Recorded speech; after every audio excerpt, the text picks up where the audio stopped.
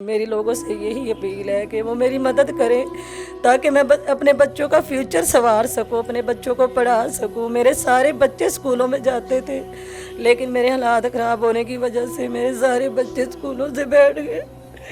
بس میری لوگوں سے اپیل ہے کہ ایک دفعہ میری مدد کریں تاکہ میں اپنا علاج کروا سکوں، مجھے پتہ چل سکے کہ میں ٹھیک ہوں، میں اپنے بچوں کے لیے کما سکوں۔ ابھی مجھے کام پہ بھی کوئی نہیں رکھتا کیونکہ کہتے ہیں کہ تمہیں کیسے۔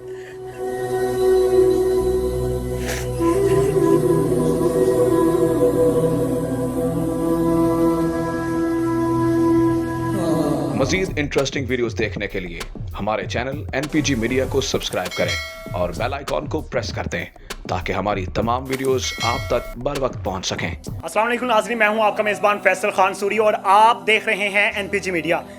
ناظرین، اللہ تعالیٰ انسان کو اس کی طاقت سے زیادہ تکلیف میں نہیں ڈالتا، یہ تو ہم نے قرآن میں پڑھا ہی ہے، لیکن پاکستان میں اتنی زیادہ غربت ہو گئی ہے کہ ہر انسان خودکشی کرنے کو تیار ہے۔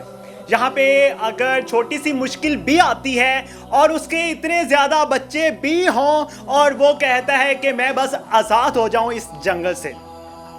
ایسی ہی ایک سٹوری میں آپ کے ساتھ آج شیئر کرنے جا رہا ہوں۔ میرے ساتھ موجود ہیں بشرا کی شادی ہوئی 15 سال بعد بشرا کے 6 بچے ہیں۔ 6 بچے ہونے کے بعد بشرا کے خاوند ایک اچھا بزنس چلا رہے تھے، اچانک سے ایک قسمت نے پلٹا اور ان کو لاس ہو گیا۔ بشرا اب اکیلی ہیں، اپنے بچوں کا پیٹ بھی پال رہی ہیں۔ جو بڑا بیٹا ہے وہ جاتا ہے ماسک بیچنے کے لیے، جتنی ارننگ ہوتی ہے ڈیلی کی 200 ہو 300 ہو، اسی سے ہی وہ پیٹ پالتی ہیں بچوں کا۔ بشرا بریسٹ کینسر کے مرض میں بھی مبتلا ہو چکی ہیں۔ کیا وجہ بنی، یہ مشکلات کیوں آئی ان کی زندگی میں، اور ان کا خاوند ان کو چھوڑ کر کیوں گیا، یہ بشرا سے ہی جانیں گے۔ السلام علیکم بشرا، 15 سال ہوئے شادی کو، 6 بچے ہو گئے، پھر اچانک سے خاوند کیوں چھوڑ کر گیا آپ کو؟ بھائی پہلے میرے حالات اچھے تھے، میرے میاں کا کاروبار بھی اچھا تھا، سب کچھ ٹھیک تھا، گھر میں اچھا گزارا چل رہا تھا، میرے بچے اچھے اسکولوں میں پڑھنے جا رہے تھے۔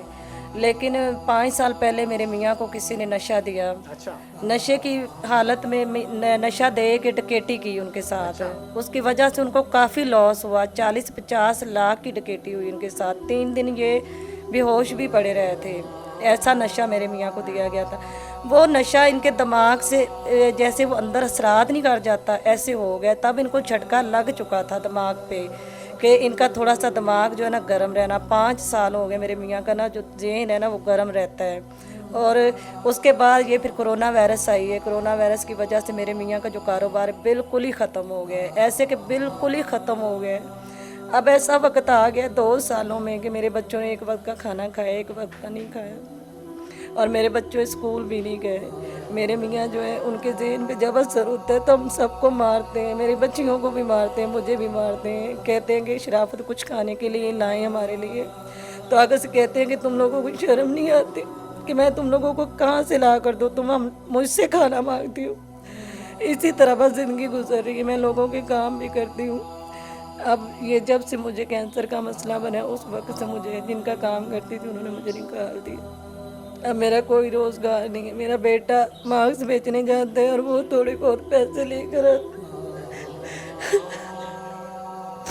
اور لوگ میرے بیٹے کو دھکے مارتے ہیں۔ میں نے اپنی آنکھوں سے دیکھا، کتنی مرتبہ میں پیسے لینے کے لیے گئی ہوں، میں دیکھتی ہوں کہ لوگ اس کو دھکے مارتے ہیں۔ میں بیریا ٹاؤن کی رہائشی ہوں، بیریا ٹاؤن گاؤں میں رہتی ہوں، اور بیریا ٹاؤن میں میں ایک گھر کا کام کرتی تھی جنہوں نے مجھے کام سے نکال دیا کینسر کی وجہ سے۔ اب میرے گھر میں کچھ بھی نہیں ہوتا، میرے بچے کھانا مانگتے ہیں، میں کہاں سے دوں، مجھے کوئی سمجھ نہیں آتی۔ عید کے دن، عید سے 1 دن پہلے کہ میرے میاں گھر چھوڑ کے چلے گئے۔ مرد کو مرد اسی لیے کہا جاتا ہے کہ وہ گھر آئے اور کما کر لائے، بیوی بچوں کا پیٹ پالے۔ مرد کو اس لیے مرد نہیں کہا جاتا کہ وہ بچے پیدا کرتا جائے، عورت کو مشین سمجھ لے بچے پیدا کرنے والی، اس شخص کو مرد نہیں کہا جاتا، اور نہ ہی ایسی مردانگی اس پاکستان کو چاہیے۔ اگر آپ بیوی بچوں کی سیوا نہیں کر سکتے، دیکھ بھال نہیں کر سکتے، تو برائے مہربانی بچے پیدا کرنا بھی روک دیں۔ یہ جتنے لوگ اسٹوری سن رہے ہیں اس سے سبق حاصل کیا کریں کہ آپ نے کس طرح سے لائف میں آگے بڑھنا ہے. اچھا بشرا مجھے بتائیے گا کہ ابھی آپ کرائے کے گھر میں رہتی ہیں, وہ کس طرح سے کرایہ دیتی ہیں آپ؟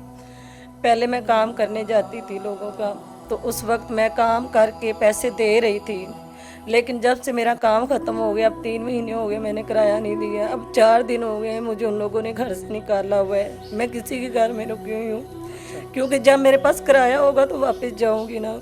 تو ابھی میں سڑکوں پہ پھر رہی ہوں اپنی بچیاں لے کر, میرے پاس کرایہ نہیں کہ میں ان کو دوں. تو آپ کا خاوند کہاں پہ رہ رہا ہے اب؟ میرے میاں جو گھر چھوڑ کے چلے گئے, ابھی وہ اپنی والدہ لوگوں کے پاس رہ رہے ہیں, میرے پاس نہیں رہ رہے, کیونکہ انہوں نے ہمیں مارا ہے بہت زیادہ. میرا سر پھٹ گیا, میرا دیکھ سکتے ہیں ادھر بھی میرے نشان ہے. بہت زیادہ ظلم کر رہے ہیں. 2 سال سے ان کے ذہن پہ اثر اتنا پڑ گیا ہوا ہے نا کہ وہ یہی کہتے کہ بس بچوں کو اور تمہیں مار دوں. آپ نے کوشش کی ان کا علاج کروانے کی؟ بھائی اتنی انویسٹی نہیں ہوتی, کیونکہ 2 سال میں 1 وقت کا کھانا ملتا ہے, 1 وقت کا نہیں ملتا, تو پھر علاج کہاں سے کروائیں. میں خود کینسر میں مبتلا ہوں, میں اپنا علاج نہیں کروا سکتی. میں شوکت خانم میں گئی ہوں, ان کی منتیں کی ہیں کہ میرا مفت ٹیسٹ کر دیں, انہوں نے نہیں کیا. کیا وجہ ہے, کیا کہتے ہیں وہ شوکت خانم میں؟ شوکت خانم والے یہی کہتے ہیں کہ پہلے پیسے لے کر آؤ, ہم تمہارا ٹیسٹ کریں گے, اگر تمہیں کینسر ہوا تو پھر ہم تمہارا فری علاج کریں گے. ایک مثال طور اگر مجھے کینسر ہی ہوتا ہے اور میرا ٹیسٹ نہیں ہوتا, کہ میرے پاس پیسے نہیں آتے, تو میرا ٹیسٹ نہ ہوا تو پھر میرا کیا بنے گا؟ میں تو مر جاؤں گی. میرے بچے کس کے سہارے میں زندہ رہیں گے؟ میرے بچوں کو کون دیکھے گا؟ میری بچیاں, ان کو کون ان کے سر پہ رہے گا؟ میری اتنی انویسٹ نہیں ہے کہ میں اپنا ٹیسٹ کروا لوں. میں اپنے گھر کا وقت نہیں میں اپنے بچوں کو کھانا نہیں کھلا سکتی, تو میں ٹیسٹ کہاں سے کرواؤں؟ ایک حقیقت یہ بھی سامنے آتی ہے کہ شوکت خانم اسی مقصد کے لیے بنایا گیا تھا کہ غریبوں کا علاج ہوگا وہاں پہ فری. بعض دفعہ پریس کانفرنس میں سننے کو ملتا ہے عمران خان کے زبانی کہ شوکت خانم صرف اور صرف غریبوں کی مدد کے لیے بنایا گیا ہے, انہی کے علاج کے لیے بنایا گیا ہے. لیکن یہاں پہ جب ہم غریب لوگوں سے جانتے ہیں تو معلوم ہوتا ہے کہ شوکت خانم صرف اور صرف امیروں کی ہی بستی ہے, جہاں پہ صرف امیر ہی علاج کروا سکتے ہیں, غریب کا کوئی حق نہیں ہے.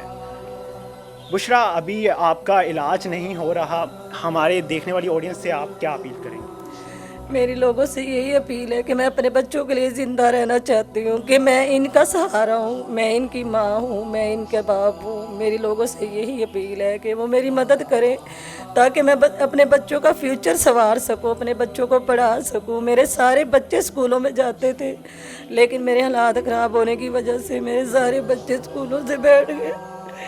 بس میری لوگوں سے اپیل ہے کہ ایک دفعہ میری مدد کریں تاکہ میں اپنا علاج کروا سکوں, مجھے پتہ چل سکے کہ میں ٹھیک ہوں, میں اپنے بچوں کے لیے کما سکوں. ابھی مجھے کام پہ بھی کوئی نہیں رکھتا, کیونکہ کہتے ہیں کہ تمہیں کیسے.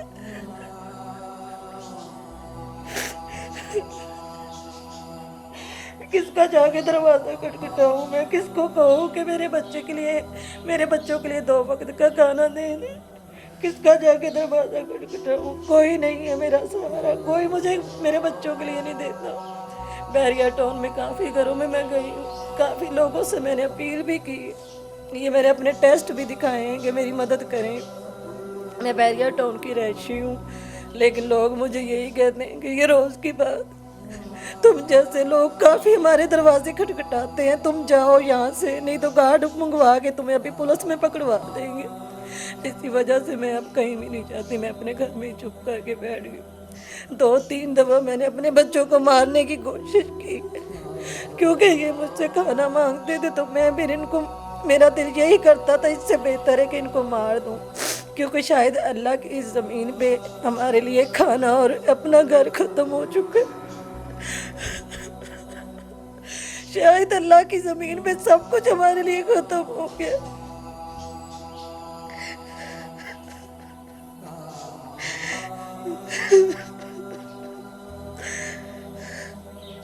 ناظرین, یہ بشرا بی بی کے بڑے صاحبزادے ہیں, ان سے جانوں گا جب یہ باہر نکلتے ہیں ماسک بیچنے کے لیے تو ان کو کون سی مشکلات کا سامنا ہوتا ہے، یہ بھی میں جاننا چاہتا ہوں کہ ہماری پبلک کس طرح سے غریبوں کے ساتھ رویہ اختیار کرتی ہے۔ السلام علیکم بیٹا، وعلیکم السلام۔ آپ کیا کرتے ہو؟ میں ماسک بیچتا ہوں، ڈیلی کے کتنے ماسک سیل کر لیتے ہو؟ 6-7 بیچ لیتا ہوں۔ بس 6-7؟ ہاں جی، ایک ماسک کتنے کا ہے؟ ایک ماسک میں 30 کا بیچتا ہوں۔ 30 روپے کا؟ کون سا والا ہوتا ہے؟ وہ سمپل جو ہوتا ہے؟ نہیں سمپل نہیں، وہ دوسرا ماسک ہوتا ہے۔ اچھا، تو ٹوٹل کتنا کما لیتے ہو ڈیلی کا؟ ڈیلی کا 200-300 روپے کما لیتا ہوں۔ 200-300؟ تو جب آپ کسی اشارے پہ کھڑے ہوتے ہو یا کیسے بیچتے ہو؟ نہیں، میں اسٹور پہ بیچتا ہوں۔ اچھا، اسٹور کے باہر کھڑے ہوتے ہو؟ ہاں جی، تو کیسا رویہ ہوتا ہے لوگوں کا؟ پیسے دے دیتے ہیں جتنے آپ مانگتے ہو یا کہتے ہیں کہ نہیں اس میں رعایت کر لو، کچھ اس طرح کا کہتے ہیں، کچھ ڈانٹتے ہیں؟ نہیں وہ کبھی کبھی ڈانٹتے تھے، کبھی کبھی آپ ہی تھوڑے سے پیسے دے ڈانٹتے کس وجہ سے؟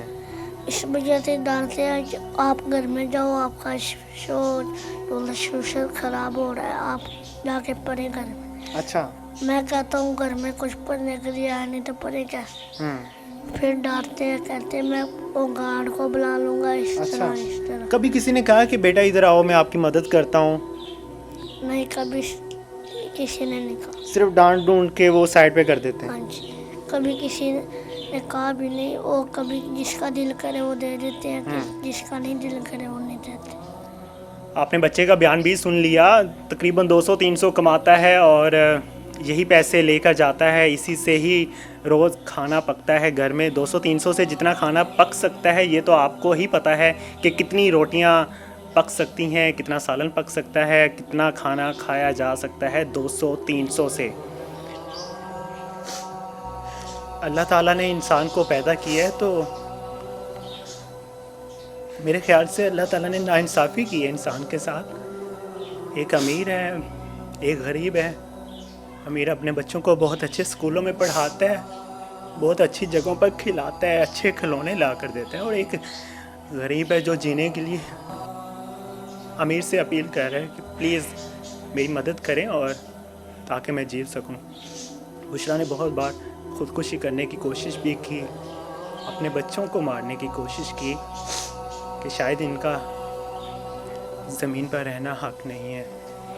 میں آپ سے اپیل کروں گا کہ جو نمبر آپ اسکرین پر دیکھ رہے ہیں، آپ بشرا سے رابطہ کر سکتے ہیں۔ کسی بھی قسم کی آپ ہیلپ کرنا چاہیں آپ ہیلپ کر سکتے ہیں۔ اسی کے ساتھ مجھے دیجیے اجازت، اللہ نے کے بعد۔